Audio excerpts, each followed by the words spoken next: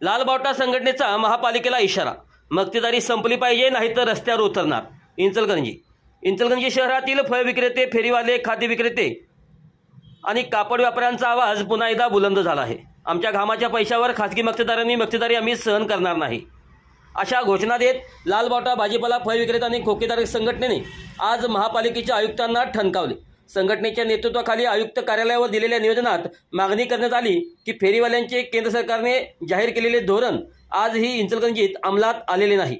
उलट खासगी ठेकेदारामार्फत बाजार शुल्क वसुली सुरू आहे, जी पूर्णपणे अन्यायकारक आहे. हा ठेका तात्काळ रद्द करावा, अन्यथा आंदोलनाचा मार्ग स्वीकारावा लागेल. यावेळी संघटनेचे अध्यक्ष कॉम्रेड सदा मलाबादे आणि सचिव कॉम्रेड संजय टेके यांच्या नेतृत्वाखाली हिदायत अत्तार, रियाज सुनकर, निर्मल कांबळे, बंडू हिप्पळगे, संदीप जाधव, वसीम बागवान, समीर अत्तार, प्रकाश जाधव, दत्तात्रय गुरसाळके आदीसह मोठ्या संख्येने फळ विक्रेते, खोकी चालक आणि कापड व्यापारी उपस्थित होते.